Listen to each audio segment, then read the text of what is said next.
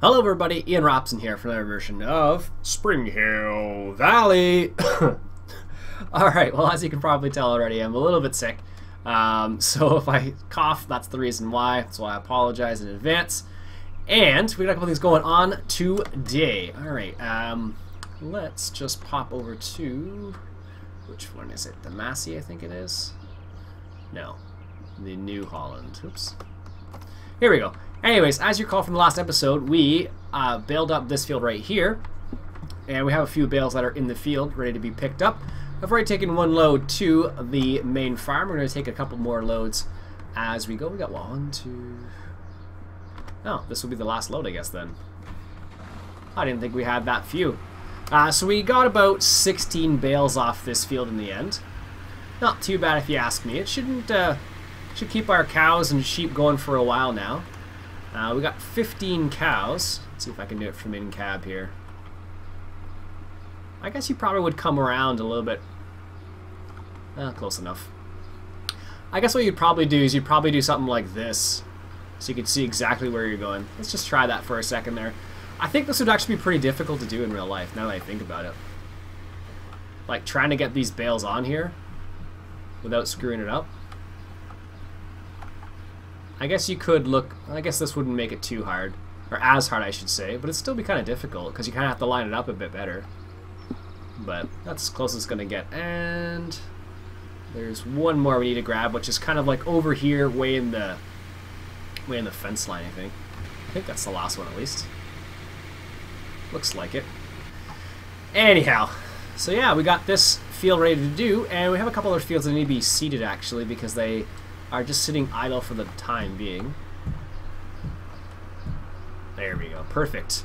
If you hear some thumping, I think it's my neighbors downstairs. I don't know what the heck they're doing. They've been doing it all day, so I think maybe they moved out and they're renovating or something. I don't know. They don't keep me apprised of these types of things, but that's all I've been hearing like all day long. It's just like banging downstairs, so I can only assume they're doing something with it in terms of renovation or whatnot. Yeah, I guess it is the last bale. I totally missed that strip there. Oh well. Anyhow, I had a couple people say in the last comment or the last episode about storing vehicles. So let me just show you where I have decided to start storing the vehicles, which is a much better spot than where we were previously storing it, which was in the cow pasture. Anyhow, I realized off camera that this field that we're working on right here is super close to our silos where we store stuff. It's actually just a hop, skip, and a jump over to it, which kind of surprised me a little bit actually. I thought it would be a lot further away, but it's really not. It's just like right here. See that thing right in front of us? That's basically where it is right there. So kind of surprises me a little bit, to be honest with you. I thought it was going to be a lot further away, but nope, it's right here. So I'm not going to store these bales here because that would be pointless for the most part because we don't have any animals over here. But we do have, this is the area where we can store the equipment. And I have done so already. As you can see, the John Deere's right there. Got some of the other equipment stored away in there for the time being. So there's the tedder. Guess we can drive around through here as long as we don't hit anything. Perfect. Yeah, so that's where I decided to start storing some of the haying equipment because it seems to be a better spot than all over the farm. Or the main farm, I guess. Seems to work well enough. Alright. It's funny, I think this is like episode... Whoa. Episode...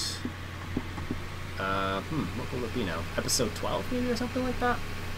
So, moved along pretty quickly actually. A lot faster than...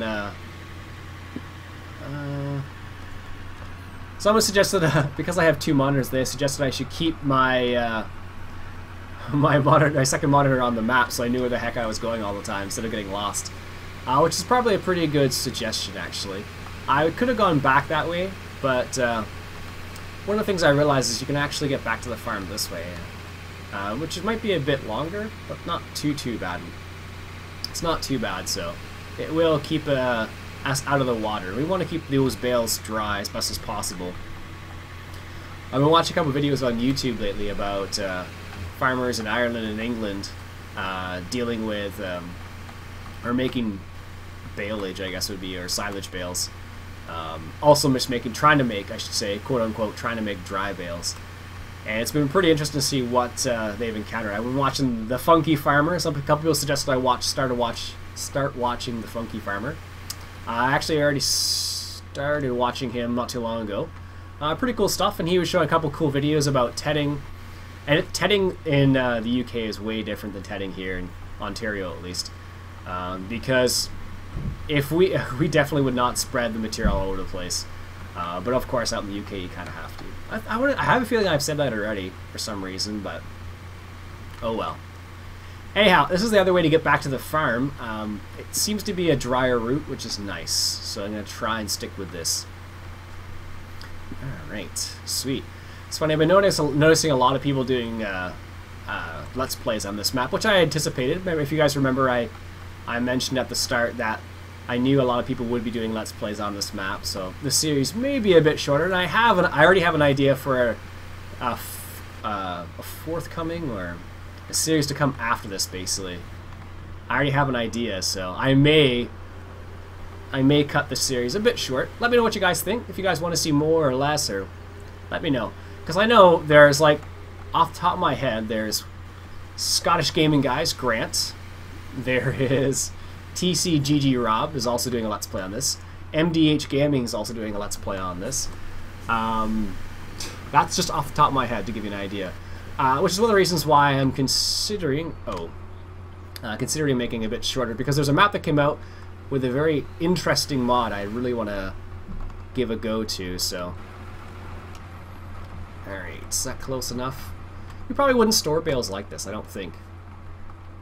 Well, I guess it's because they're underneath a shed, maybe it wouldn't make a difference, but if you think about it, you'd have to have a flooring, I would imagine, like something other than grass here. Like, I know the way my father-in-law does it. He stores round bales, not vertically, but kind of like in a pyramid shaped, I think. And he stores them. I think he does a pyramid shape. They don't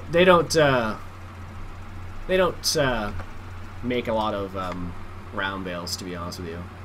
Well, I recently got an accumulator, or it's called a bale accumulator, which is a really cool piece of technology. No, I'm definitely not going to be able to make that. Or that, for that matter. Where am I going here? He recently got a bale accumulator for small square bales. And basically what that is a bale accumulator, it's by Kuhn. It's Kuhn, I believe. And basically what it is, it from the back of a small square baler, the bales go straight into the accumulator, and then once you reach a certain number of bales, it will drop those bales in like a square, essentially. Like I think it's 3 by 3. I think what it is. It'll drop that in the field, and then you can come by with a front loader with a grappler on the front, which is basically like an item that picks up all the 9 bales all at once. It picks that up, and you can put it onto something like a PJ trailer in this game, or you can put it onto a gooseneck trailer. It works really, really nicely. It basically takes the manual element out of using small squares, which is a really good thing, especially if you're getting older, for example. Which, if you look at statistics in North America, a lot of the farmers in North America are like 50 plus now, so getting rid of a manual element is a really important thing for small squares specifically. One of the other interesting things about it is that it creates an interesting problem. So, like, let's say I'm using a front loader right here on this track. This is just a TM150 New Holland. And the problem is the grappler is... I don't have anything that looks like it. Let me just see if I have anything that would even be close to it. Oh, apparently Wilson trailers are on sale. Let's just see here. Bale handling equipment. I don't think I have anything that's close to it. I guess this would be the closest thing I have. Something like this. So basically, when you put this down, because round bales wouldn't be as bad because they're 4 feet high, obviously. But with small squares, they're only like, you know, a foot off the ground. So when you lower it, so you have to lower the implement on the front of the tractor down like here. So you can't see how close you are to the bales and stuff. So it's really difficult. So it creates an interesting problem. And one of the things that my father-in-law was talking about, he was saying that maybe he would look at something like I think it's called a bi-directional. So basically it's a tractor that you could operate from this way, so you could see exactly what you're doing. So instead of the engine being right there, for example, it would, well, the engine stays there, but you drive backwards like this. So it would kind of, well, looks backwards at least. So it allows you to see what you're doing a lot better, which is kind of an interesting little thing. But the funny part about that, there aren't many bi-directionals out there. I think that's what they're called. There aren't many bi-directionals out there. So we had a quick look online to see what we could see if there was something. Actually, I had a quick look online to see if there's anything, because we were just chit-chatting about it. And he mentioned it, and I looked it up, and there aren't that many. No, within a reasonable price. They are small farms, so I'm just going to grab a sip of hot lemonade here for a second. Otherwise, I feared I'll cough. Anyways, so we were looking at a few, and we couldn't find anything within his price range because it's a small farm. But they're talking about converting some other tractors in order to do the same type of job. But that, unfortunately, you need a lot of extra work to do that kind of stuff. Like, for example, converting a swather into some sort of item that would pick up bales from the field, for example. Alright. I guess we'll drive this back to the main farm for the time being. We do have a couple fields. Where are we here? 24 and 25. Did we just buy 24? I can't remember. I honestly don't remember. We bought that one recently, but maybe we didn't buy 24. I think we did. Anyways, we need to seed them is what it boils down to. So, we're going to grab our Massey Ferguson with our ridiculous seeder at the moment. I want to go ahead and seed those because that needs to get done. Excuse me. And because I did mention I was a little bit sick, I probably won't make this a full-on half-an-hour episode, maybe just 20 minutes or something, because I discovered I haven't talked this much in a while, and it makes me want to cough a lot.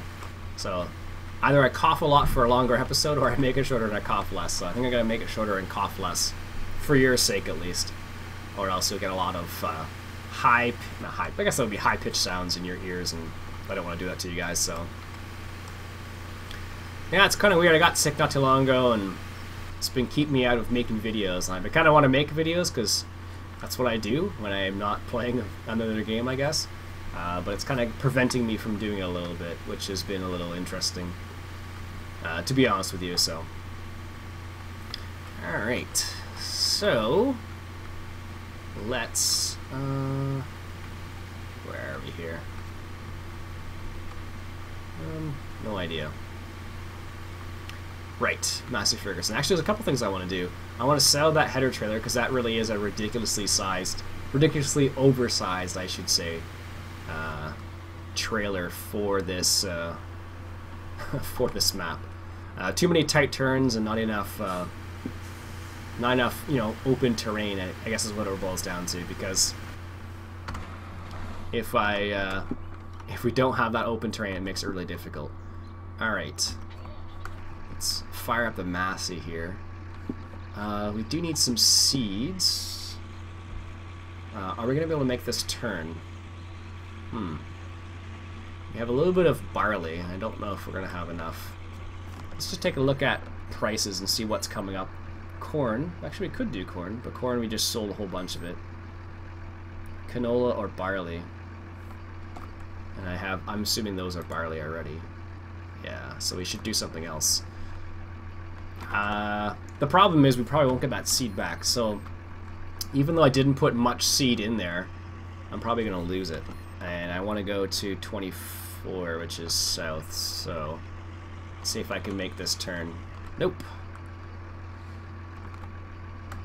It's funny, this setup, it seems just too long for this map. Like, trying to navigate around some of those areas is just ridiculous. Like, I was talking to TCGG Rob in comments about navigating through some of these narrow lanes, And a couple other people actually in the comments as well. So like, for example, if another vehicle comes down this lane right now, what do you do? And some people are saying in Ireland, do you just keep backing up until you get to an open area so that person can go by, or vice versa? That was one thing. TCDG Rob was saying that you never really get used to it. You just kind of be as careful as you possibly can, basically. So, all right, sip of water time. Okay, I'm just gonna keep barley in here because I don't know how. I think the field might be, I don't know, just the right size. We're not sure. We're gonna find out at least. I'm pretty sure we do need to fertilize some fields too. I think we fertilized 15 and 17 already, but I'm not sure. That looks fertilized as well. Alright. Our cows are good still, which is excellent. And so are our sheep. Our sheep will be fine forever. We give them some TMR, and they don't even need TMR, to be honest with you. So they should be perfectly fine for a while. Now, if you remember, I do have the realistic cow mod installed, so it does make it a little bit more interesting in terms of how much liquid manure they produce and how much manure they produce. So I'm thinking about taking it out, and there's one primary reason because of that. Where am I going? Not in the right direction at all. Oh, jeez. This is what happens when you don't pay attention. I'm thinking about taking it out because the problem you're running into is the fact that it doesn't make any sense on a lot of maps because the maps don't have an appropriate amount of growing time. If that makes any sense. There we go. That's where I wanted to go. So for example, it takes like, let's say 12 hours for a crop to grow on the map, but in terms of realistic cow mod, for example, it doesn't take more than just a day to produce a lot of manures, which makes sense in real life. But the problem is the crops, you know, mature faster than they produce, so it doesn't really help me at all. While it's more realistic, yes, I agree, but it just seems a bit silly. Oh, it's this field. This is that cornfield I harvested. Oh yeah. I think we have seeds down here. I don't even know. Anyway, so yeah, I'm thinking about taking that mod out just because it doesn't make sense for many maps because they just don't have the appropriate growing time, basically. If we were on the newbie farm, for example, then it might make a bit more sense. We got a little bit of wool. That's the wool comes. This is good. Now I know. Alright, let's... Oh, it's not too bad. Good. Still gonna get stuck? Yes, of course I am. Alright, yeah, so I think we'll take it out just because growing times on maps and the amount of manure they produce is not really... doesn't work very well together, let's say that. So, in that regards, I think I may just take it out. Alright, let's see if we can't get this done. I'm just going to do a line straight down the middle just because that seems like the right thing to do. Trace up. No. I did hit... oh, there we go.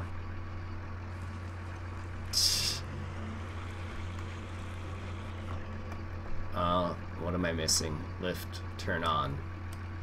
I don't know why. You need to turn on the fan for it to cultivate, which seems a bit strange. That would make more sense if it was turn on to seed, but apparently needs to be other way around. There we go. Perfect.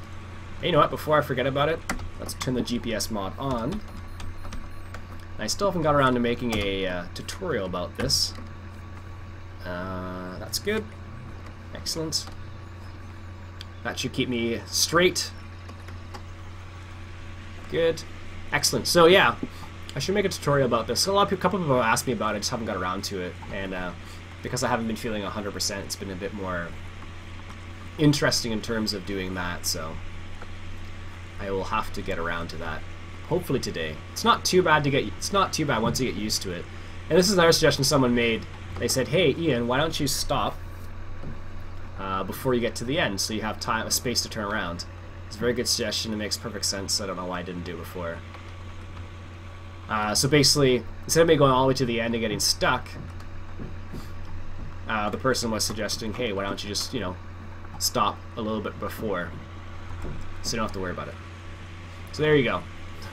I did that just for you. I forget who made that comment. It was a while back now, but what I'll probably have to do is I'll probably do a headland around the edge. But the one thing I don't like about this seeder is it's a bit long for a lot of turns on this map, even though it's a pretty chill seeder, I have to admit. Alright, perfect. This is good. Anyways, I think I'm going to do is before I have a coughing fit or something, I'm going to end the episode there, and I will come back next episode, and this will be seeded probably, and then we'll have to do a couple more things on the farm, I'm sure. So that's it for me. That's it for me today, folks. My name's Ian Robson. It's been Farming Simulator 2013, and this has been Springhill Valley. I'll talk to you guys later.